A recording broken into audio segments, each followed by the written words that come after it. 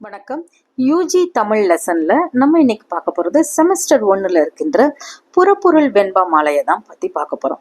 இந்த புறப்பொருள் வெண்பா மாலை அப்படிங்கிறது நம்மளுடைய தமிழ் இலக்கண நூல்கள்ல ஒன்னா இருக்கு. இது நமக்கு புறப்பொருள் பற்றி சொல்வதாக இருக்கின்றது.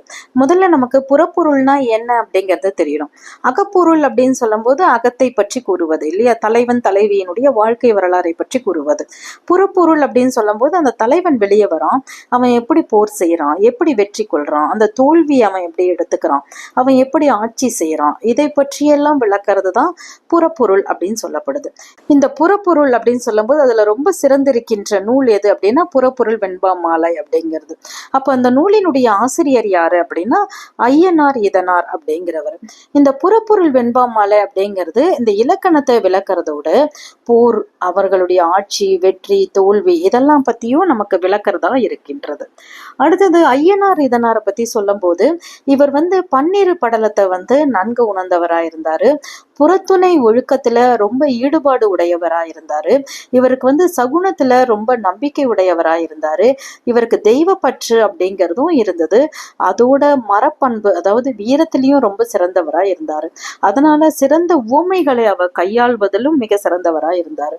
அறநெறிகளை அறிந்தவராய் இருந்தாரு. இந்த புறப்பொருள் வெண்பா மாலை மூலமா நம்மளால தெரிஞ்சுக்க முடிகின்றது.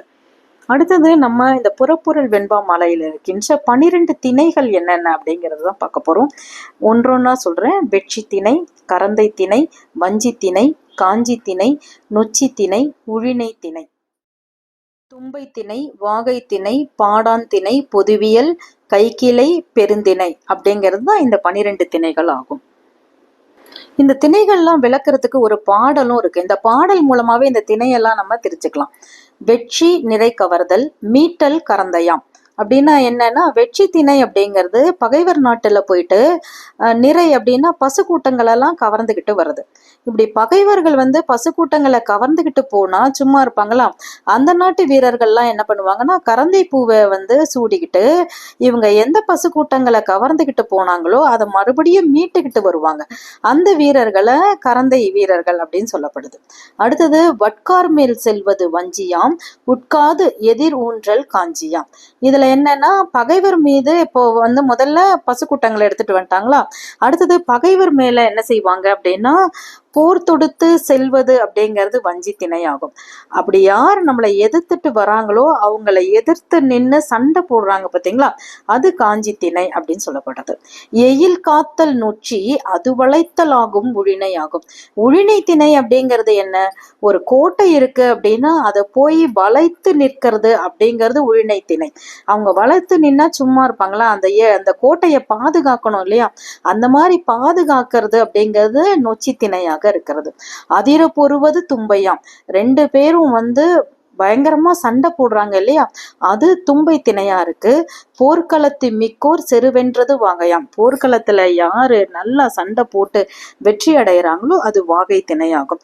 இந்த மாதிரி இந்த திணையை என்ன பண்ணலாம் அப்படின்னா இந்த பாடல் மூலமாக நம்ம தெரிஞ்சுக்கலாம். எனவே இதுல என்னெல்லாம் சொல்லிட்டோம், வெற்றி, கரந்தை, வஞ்சி, காஞ்சி, நொச்சி, உழினை, தும்பை, வாகை அப்படின்னு 8 திணைகளானது இதுல விளக்கப்பட்டிருக்கு.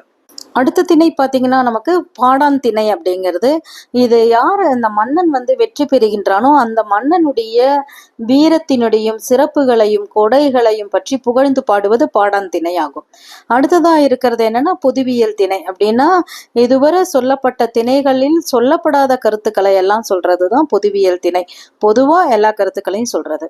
கைக்கிளை அப்படிங்கிறது ஒருத்தலை காமம். ஒருத்தலை காமம் அப்படின்னா ஒன் சைடு லவ், அதாவது இவன் லவ் பண்றது அந்த பெண்ணுக்கு அது பிடிக்காம இருக்கலாம், இவன் மட்டும் லவ் பண்றான் அப்படிங்கிறது ஒரு தலை காமம். பெருந்திணை அப்படிங்கிறதுனா பொருந்தா காமம். அப்படின்னா என்னன்னா ஒரு சின்ன பொண்ணை ஒரு பெரிய வயசான தாத்தா லவ் பண்றது, கல்யாணம் பண்ணிக்கிறது அப்படிங்கிறதெல்லாம் என்னதுன்னா பெருந்திணை அப்படிங்கிறது, பொருந்தா காமம்ங்கிறது. அதே மாதிரி பாத்தீங்கன்னா ஒரு வயசான பெண்ணு ஒரு சின்ன பையனை கல்யாணம் பண்ணிக்கிறது, இதெல்லாம் கூட பெருந்திணையில அடங்கின்றது. எனவே கைக்கிளைனா ஞாபகம் வச்சுக்கோங்க, ஒன் சைடு லவ் பண்றது. பெருந்திணை அப்படிங்கிறது எதுக்குமே பொருந்தவே பொருந்தாது. நம்மளே சொல்லுவோம் இது இந்த உலகத்திலேயே ஒத்து வராது, அப்படிப்பட்ட லவ்வா இருக்கே அப்படின்னு சொல்லுவோம் இல்லையா, அதுதான் பெருந்திணை அப்படின்னு சொல்லப்படுது. எனவே இந்த 12 திணைகளை பற்றி விளக்குவதுதான் நமக்கு புறப்பொருள் வெண்பா மாலை எனப்படுகின்றது. நன்றி.